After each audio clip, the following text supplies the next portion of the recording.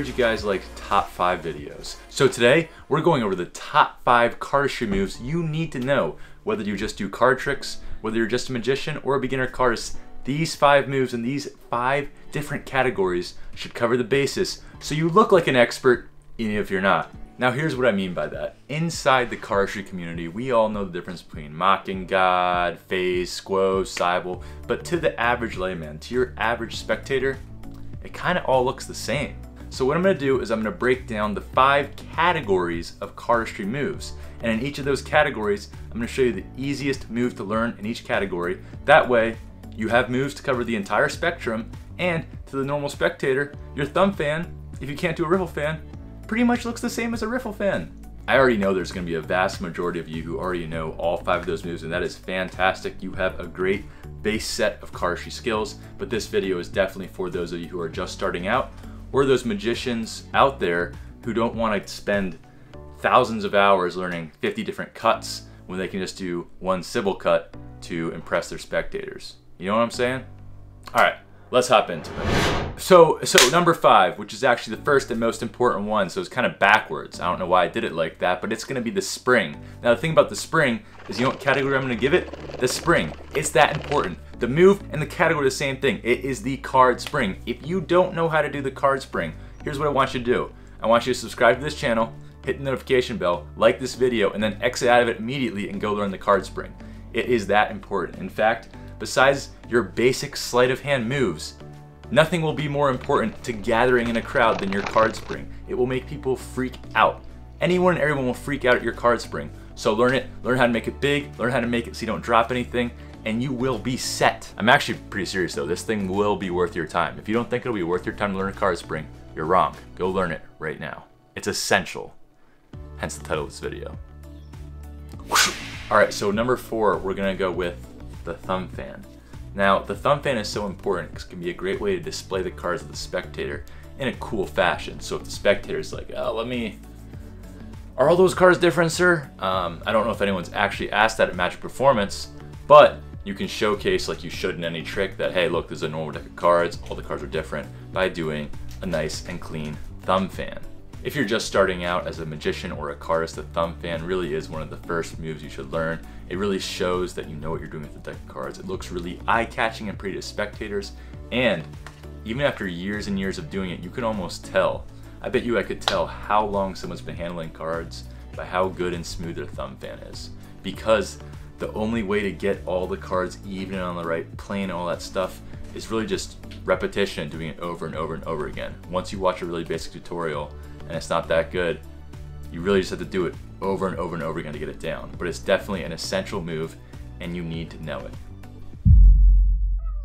Yeah, I know, I love you.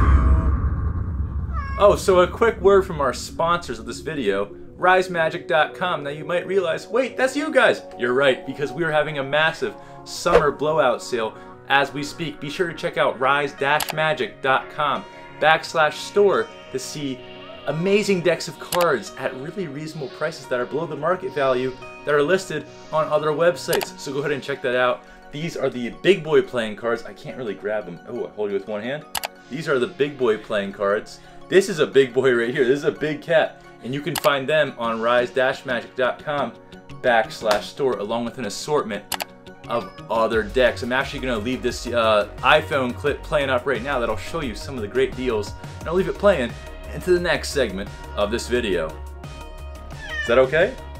You good? You know I love you. You know I love you. Alright, so number 3. We're going to go with, you need to know a one-handed cut. So far we have your spring, we have your fan, and then we have your one-handed cut. Now for this category, I was originally going to go the Charlier cut, but I actually think I'm going to do the scissor cut. The reason being is that the Charlier cut and the scissor cut are both equally easy. You know, the scissor cut's like this and the Charlier cut's like this. But I think the scissor cut shows a lot more dexterity, and if a spectator who didn't understand anything about cardistry and magic were watching, I do in fact think that the scissor cut, they would find that more impressive than a Charlier cut. By the way, for all these moves, I'm going to have their tutorials listed in the description below. And as you've noticed, we do not have tutorials for any of them because I feel like it's kind of redundant to make a tutorial when if you Google search card spring tutorial, you're gonna see maybe 200 results. you know, and we could make one that's maybe better than all of them, but I feel like you guys should be able to get it down with those. Alright, so category 4, aka number 2, we're gonna go with displays. Now here's the thing about displays. They really showcase the deck of cards you're using. You could use them as a 4-ace production, or you could use them for a sick profile picture. Just kidding, don't do that. Here's a picture of Grant doing it back in the day. It's pretty funny. I feel like every time I've done a display for a group of spectators while performing Magic, not only is it low risk, as in there's a low chance I'm going to mess it up while performing for them, obviously, because it's so easy, but it gets a great reaction from them, and really, one of the questions I get the most is, wow, how long did it take for you to practice that? So obviously the display I'm showcasing here is The Worm by Dan and Dave. I would definitely take some time and learn that. Now lastly, number 1, category 5, you're going to want to know some sort of two-handed cut. Now obviously a false cut, like a little swing cut, could fall into this because that's technically a two-handed cut, but I think the most important cut for you to know that's two-handed is the Sybil cut. Not the Sybil cut, Sybil cut. See, I'm working on it, guys.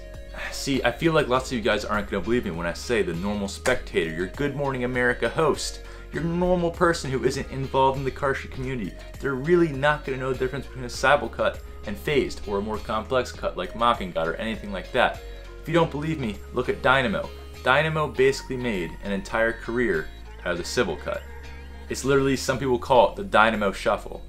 Now I don't want to simplify his career that much, it's not his whole career, but you get the point. It's just that that is what he's famous for, is the Sybil cut. Basically, the point of this video is you should focus on getting these 5 essential moves down, because if you know these 5 moves from the 5 categories of cardistry, you'll look like an absolute expert.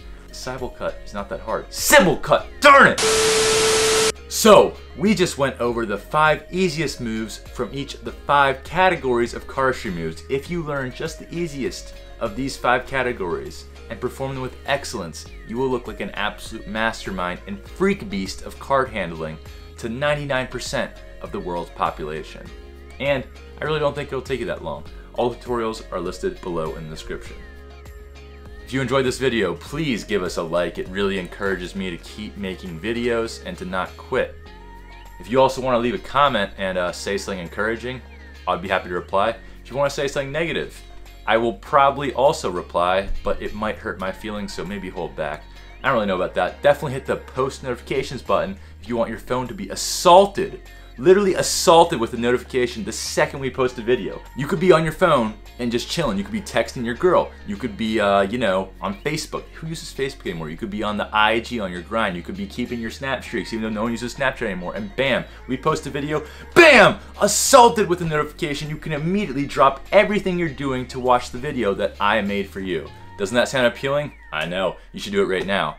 But really the main reason you should do it is because your subscription box is basically broken, so if you actually want to be subscribed to us and see the videos that we post, don't rely on your subscription feed because they probably won't be posted there. So just turn on the notification bell, it'll really make me happy. Alright guys, I'm gonna go. Hey, quick note, I'm gonna be on the West Coast in a couple of weeks, including San Diego and San Francisco. Now I know that lots of you guys are located on the West Coast, so if you're interested in doing a meetup or something like that, I'm open to it. I don't know if we technically have enough followers to do anything like that. So just let me know if you're in that area and you want to like meet up. Maybe make like a YouTube video, you know, since that's what we do. Yeah, drop a comment below. Alright guys, I'll see you next week. Peace out.